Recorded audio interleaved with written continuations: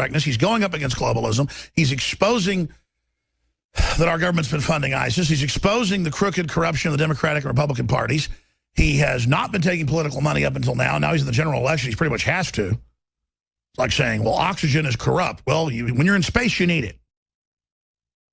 Well, he's going to get the oxygen from corrupt people. Well, they're the ones that got the money. Again, still, trust but verify. We got to stay very close to the situation and watch it. But I'm going to be going over all of that today. And I'm also going to file a report on this because I didn't get to this properly. You know, Rob Dew really should, because this is a big deal. It's up on Infowars.com. On Tuesday, June 14th, NATO announced that if a NATO member country becomes the victim of a cyber attack by persons in the non-NATO countries, such as Russia or China, then NATO's Article 5 collective defense provision requires each NATO member country to join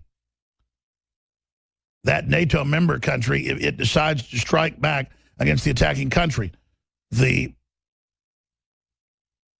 paramilitary decision for this was made 2 years ago after Crimea abandoned Ukraine and rejoined Russia, of which has been part of unilaterally involved transformation to Ukraine by the Soviet dictator Nikita Khrushchev in 1954.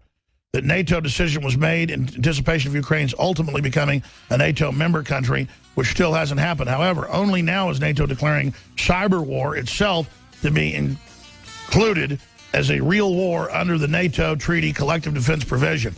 And they go on to say they may militarily strike countries that are involved in that. Folks, can you imagine? A, you can't prove who did it. It's perfect for frame-ups. And then B, it starts a wider war when you do it. It's just crazy. Welcome to the fourth hour of Overdrive. I'm your host, Rob Dew, from the Situation Room in the Central Texas Command Center. We are live right now. If you're not getting the fourth hour at your radio station or television station even, call them up. Tell them, hey, carry that fourth hour. Because we always go over more news, more phone calls. We're trying to make the fourth hour great again. I've got a lot of gun news. We even got some exclusive news from Adon Salazar out of Houston as a result of this gay nightclub shooting. We're going to get into a little bit about a professor who traveled the world and says socialism doesn't work. And usually you see professors preaching socialism, and also calls, it looks like there's a Craigslist ad for a threat of an Orlando-style massacre in San Diego. But first, I want to get to, and I'm going to have David Knight come in at the bottom of the hour. We're going to talk about the concept of what would Jesus do at the gay bar shooting, because there's lots of calls from both sides of the religious spectrum, Islam and even the hard, I guess, evangelical right. I'm not even sure if that's the correct term for it, but how they've come out and kind of attacked or, I guess, celebrated what has gone on. We're going to talk about why that's not needed and why reaching out to people with an open hand is always going to yield you better results than trying to be abrasive and confrontational. But here we go. Here's the first tweet I want to read from Stefan Molyneux. If you are for gun control, then you are not against guns, because the guns will be needed to disarm people. So it's not that you're anti-gun. You'll need the police's guns to take away other people's guns. So you're very pro-gun. You just believe that only the government, which is, of course, so reliable and honest, moral, and virtuous, should be allowed to have guns. So there is no such thing as gun control. There is only centralizing gun ownership in the hands of a small political elite and their minions. Right on the dot, right there. Right on the dot. He's got it. He understands where this argument comes from. And while the left can't understand that there's always going to be one side with guns. And even when the government, which has been caught shipping guns to Mexico, they're going to still, criminals are always going to be getting guns. Look at Chicago. Most gun control laws, highest gun murder rate. And here's the next one I tweeted out. This is from Heavy Metal Patriot. Legal gun owners have over 200 million guns and 12 trillion rounds of ammo. I misspoke yesterday when I brought that up talking to Alex as we went into the fourth hour. Seriously, people, if we were a problem, you would know it. That's right, because honest, real gun owners aren't going to go out and shoot people. They're going to protect themselves. They're going to teach their kids how to shoot. They're going to go hunting. But mainly, it's there for self-defense and against a tyrannical government, which is why we have, it's not perfect, people, but it's the best system in the world. And that's why you have people building rafts out of garbage to get here. And they're doing the same thing getting to Europe, because where they're coming from is even worse. So let's go to this article. This is Adon Salazar, and this is exclusive to InfoWars. Gun range selling out free concealed handgun courses for LGBT. Company has opened several classes since announcing the offer, and this is the owners of the Shiloh gun range on the outskirts of Houston. We've got our reporters going there tomorrow after they hit this Dallas Trump rally to go interview the owners of the Shiloh gun range. So we're going to make that happen. And due to the overwhelming demand at Shiloh shooting, we'll be offering additional classes. Please call us, they said in a recent Facebook post, as we can't access our voicemail due to the volume of calls, and our email server has crashed due to the number of emails. We've been inundated with phone calls ever since the news went out.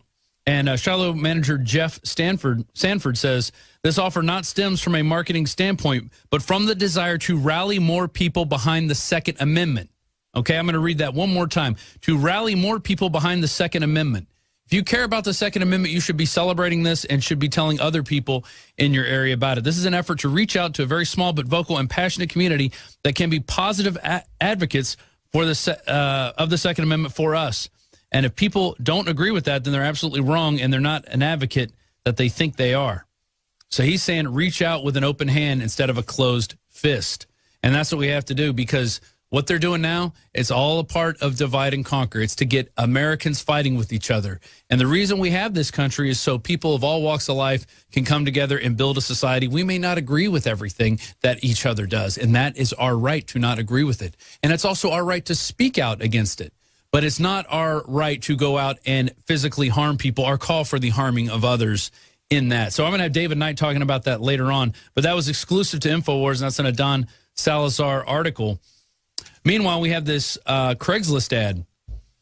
Oh, before we get to that, let me give out the call-in number. 800-259-9231. 800-259-9231. I will be taking your calls, especially when David's on, to talk about this issue, because I think it's a really important issue that we're not addressing a lot. And I like the way this gun owner is handling it by offering free gun classes to people. So maybe the next time a shooter goes to a bar and starts shooting it up, or any place where people are, he will be responded back in force by other people. Notice it didn't happen in Texas.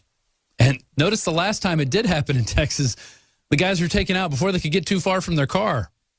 That's because people in Texas are armed, and you may not know it. You walk around the office here, there's a lot of people armed, and we are not afraid. So an armed population is a safe and very polite population as well. So here we go. Craigslist ad threatens Orlando-style massacre in San Diego.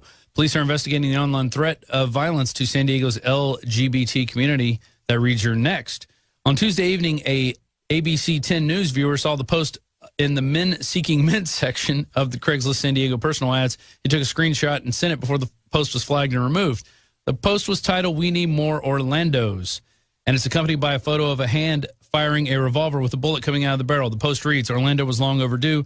Cleanse your community of filth that gives decent gay men and women a bad name. These people were walking disease, bug chasers, and thank God for AIDS and 9/11 and now Orlando." San Diego, you're next. And guess what? A lot of gun control in San Diego, in California. It's hard to get guns there. It's hard to keep them, and you can't get them very fast. So, of course, that's where you're going to see those types of attacks. You're going to see them in schools, in bars, places where guns are not allowed. Meanwhile, we have our reporters heading up to Dallas today. Dallas police practice riot control ahead of Donald Trump visit.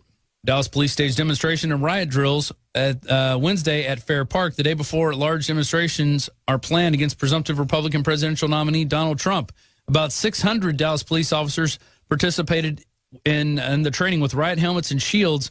There was smoke to simulate tear gas, and scores of police recruits playing the role of unruly demonstrators. Hopefully they weren't acting and saying stuff like, "Oh, we're sovereign citizens, you can't do that to us," which we've seen in the past with our military, because that's who our military is practicing to go after, or at least Homeland Security controlled military, to go after people who say they're sovereign citizens, not against people who say, they're Islamist radicals, because you can't say that in the military. And here is this article.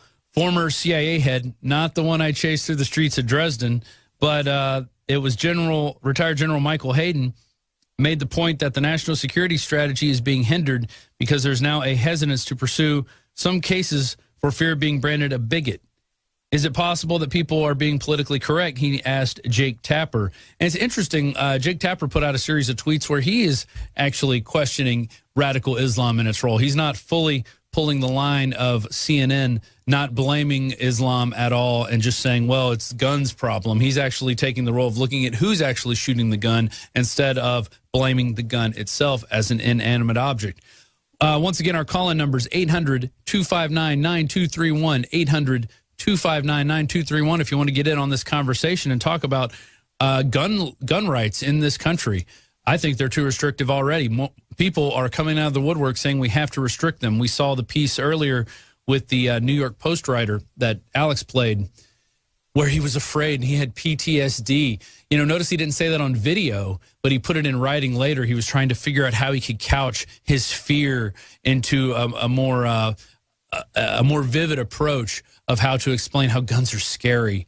And we, of course, we counter that showing kids shooting AR-15s, having no problem, and actually liking it. The one kid said, how'd you feel? He goes, pretty good. And he went back and shot a few more rounds off. We showed little girls shooting the AR-15. Of course, you had Joe Biden coming out a few years ago saying, buy a shotgun. And we countered that with videos of women shooting shotguns and falling on their rears because a 12-gauge shotgun does give a big kick, but an AR-15 is a really great gun to shoot, and it's very easy to shoot. I've shot many of them, and they are hunting rifles for those of you out there on Facebook who say, oh, no, we don't need, those aren't hunting rifles. Yeah, they are. Go hog hunting with them. You'll be happy you had one. So back to the general. He says, you look at the Fort Hood case when the Army knew Nidal Hasan had become an extremist, and he'd been talking to Anwar al-Awlaki. Incidentally, Anwar al-Awlaki went to a dinner at the Pentagon right after 9/11, so he's probably got some CIA ties there. Is there any hesitance to be branded a bigot? And then he also brings up Farouk Abdul Muttalib, who was the failed underwear bomber. Interestingly enough, he was given a bomb that could not work.